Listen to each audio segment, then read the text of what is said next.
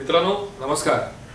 महाराष्ट्राचं राजकारण एकीकडे तापलं असताना दुसरीकडे हनी ट्रॅप हा विषय आता चव्हाट्यावर आलाय। लोकांना हनी ट्रॅप म्हणजे नेमकं काय, तर असं म्हणता येईल की या हनी ट्रॅपची सुरुवात बाईलवेडा म्हणून होते। म्हणजे बाईलवेडा ही या कथा आहे आणि त्याचा शेवट जो असतो त्याला क्लायमॅक्स म्हणतात, ते म्हणजे हनी ट्रॅप।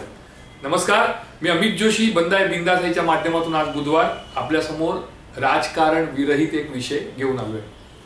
गेल्या 4-5 दिवसांपासून हनी ट्रॅपची चर्चा महाराष्ट्राच्या राजकारणामध्ये म्हणा किंवा लोकांमध्ये किंवा वर्तमानपत्रात किंवा मीडियामध्ये अगदी जोमाने सुरू आहे।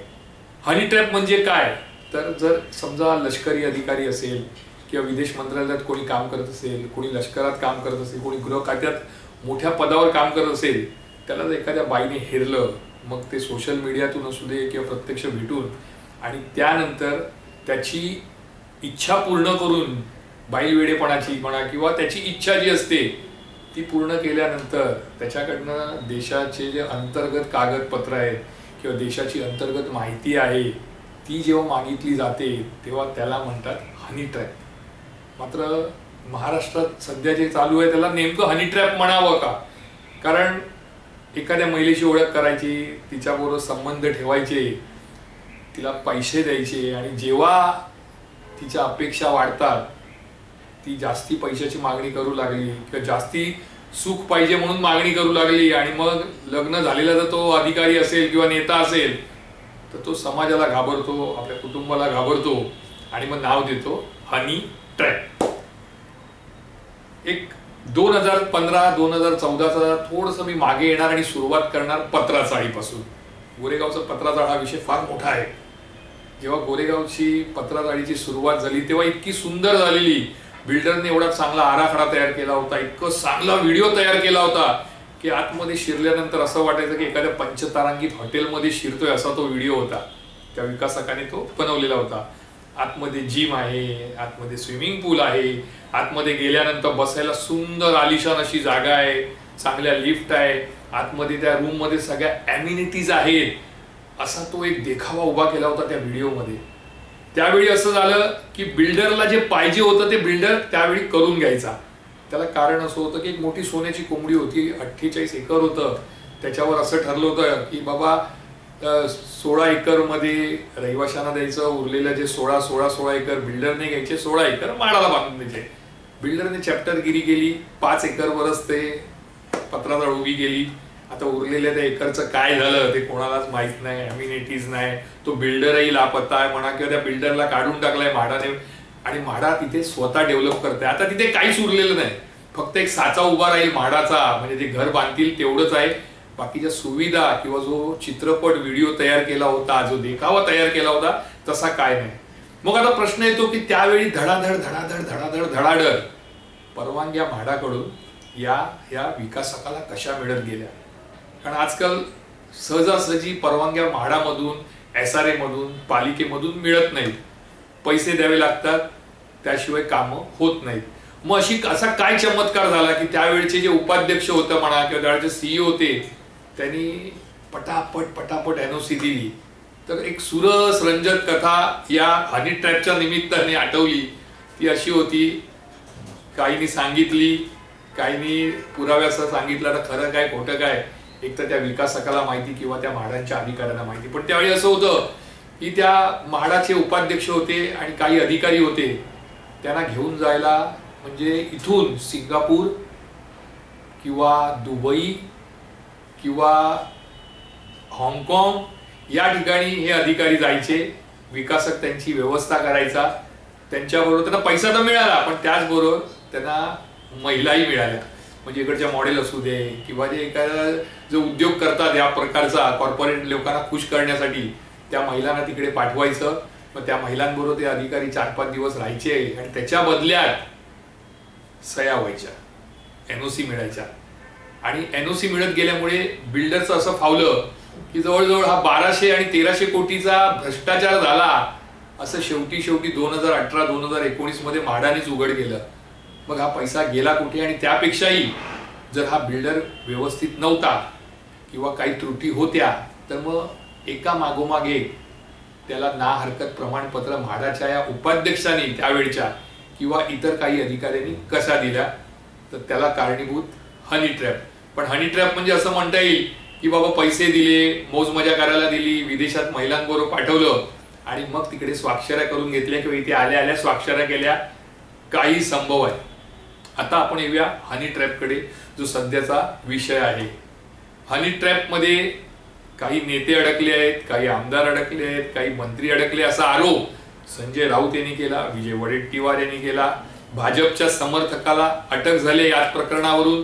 त्यामुळे एकनाथ खडसे यांनी देखील असं सांगितलं की मला फक्त एक बटन दाबायचं आहे, मी ते बटन दाबलं तर मोठा बॉम्बस्फोट होईल. नाना पटोले यांनी पेनड्राईव्ह दाखवला. पण मला असं वाटतं ह्याला हनी ट्रॅप म्हणता येणार नाही, कारण तुम्ही स्वतःहून ओढून घेतलेलं हे बाईल वेडेपण आहे. आता कसा तुम्हाला थोडक्यात सांगतो. एखादा मंत्री असू दे, एखादा आमदार असू दे, त्याच्या संपर्कात एखादी महिला पाठवायची, मग ती महिला त्याच्या सहवासात राहणार. त्या महिलाची ओढ त्या आमदाराला, त्या राजकीय नेत्याला, त्या सरकारी अधिकाऱ्याला अधिक वाटणार. त्यातून त्यांचे संबंध येणार. ते संबंध आल्यानंतर त्यांची मंत्रालयातील कामं ही फटाफट होत जाणार, सह्यांवर सह्या होत जाणार. हळूहळू त्या महिलेच्या अपेक्षा वाढत जाणार, ती जास्ती मागणी करणार आणि मग बदनामीच्या भीतीने तो राजकीय नेता असू दे, तो सरकारी अधिकारी असू दे, तो आमदार असू दे, माजी आमदार असू दे, कोणी असू दे, मग तो पोलीस स्टेशनला धाव घेणार आणि बदनामीच्या भीतीने तिथे असं सांगणार की बाबा ही महिला मला ब्लॅकमेल करते आणि त्याला नाव दिलं जातं हनी ट्रॅप. मला असं वाटतं जर तुम्हाला सुरुवातीपासून माहिती आहे, तुम्ही नवीन नाही किंवा तुम्ही अनेक कथा, सुरस कथा ब्लॅकमेलिंगच्या किंवा हनी ट्रॅपच्या ऐकल्या आहेत, मग तुम्ही त्याच्यामध्ये पडता कसा, तर त्याला म्हणतात बाईल वेडापणा. म्हणजे तुम्हाला महिलाही हवी, तिच्याबरोबरचा सहवासही हवा, तिच्याबरोबर तुम्हाला फॉरेनला फिरायलाही जायचं आहे, तिला तुम्हाला बंगला घेऊन द्यायचा आहे, तिला फ्लॅट घेऊन द्यायचा आहे.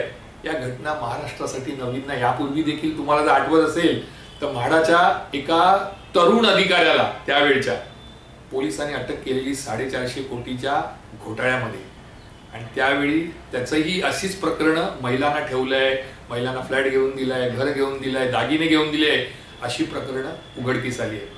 आता थोडक्यात सांगायचं तर याच्याही पुढे जाऊन सांगतो. तुम्हाला जर कधी बार जे आहे, डान्स बार, या डान्स बार मध्ये जर तुम्ही कधी गेलात तर तुम्हाला काय आढळेल, तर तिथे कोण असतात, तर तिथे त्या नाचणाऱ्या नर्तकींवर पैसे उधळणारी लोक जास्ती असतात. मग ही लोक कोण असतात, तर मी तुम्हाला सांगतो ही लोक कोण असतात. महानगरपालिकेचे अधिकारी, काही प्रमाणात पोलीस अधिकारी, म्हाडाचे अधिकारी, कस्टमचे अधिकारी, हे मोठे जे अधिकारी आहेत ज्यांना रोजची मलाई येत असते. मग तो मलईचा पैसा कुठे टाकायचा, कारण ब्लॅकचा पैसा आहे. मग थोडा पैसा आपल्या विरंगुळ्यासाठी, आपल्या मौज मजासाठी हे या बारमध्ये उडवतात. मग तिथे त्यांचं त्या बारवाल्यांशी संबंध येतात, नर्तकींशी. मग त्याच्यात त्यांना पैसा खर्च करावा लागतो, त्यांना घर घेऊन द्यावं लागतं, त्यांना फिरायला बाहेर घेऊन जायला लागतं, त्यांची कामं करावी लागतात. मग याला काय म्हणायचं, हनी ट्रॅप म्हणायचं की बाईल वेडापणा. हनी ट्रॅप म्हणजे काय की एखाद्या गोष्टीसाठी तुम्हाला नुसतं ब्लॅकमेल करायचं आणि तुमच्याकडनं ती माहिती काढून घ्यायची, म्हणजे ती हनी ट्रॅप. म्हणजे तुम्हाला त्यांच्या सुंदरतेमध्ये मोह पाडायचा आणि त्या आधारावर तुमची कामं करून घ्यायची, तर तो हनी ट्रॅप झाला. पण महाराष्ट्रात जे आज काय घडतंय त्याला हनी ट्रॅप म्हणता येणार नाही, कारण तुम्ही स्वखुशीने त्या महिलेसोबत जाता, तिच्यासोबत फिरता, तिच्या अपेक्षा, तिच्या इच्छा सर्व पूर्ण करता, तिच्या मागण्या पूर्ण करता. भले मग तिला तुमच्याकडे कोणीही पाठवलं असेल आपली कामं काढून घेण्यासाठी, कारण कॉर्पोरेट क्षेत्र आहे. कॉर्पोरेट क्षेत्रामध्ये असंच चालतं.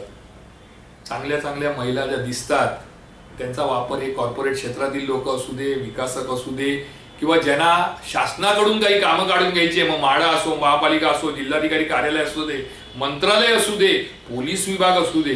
कारण मला आठवतं, तुम्हालाही आठवत असेल की एका IPS अधिकारी जे पश्चिम उपनगरात होते ते देखील असंच एका ट्रॅपमध्ये अडकले होते. अडकले एवढ्यासाठी म्हणेन कारण ते हनी ट्रॅप नव्हता, ते फिरताना त्यांना पकडलेलं.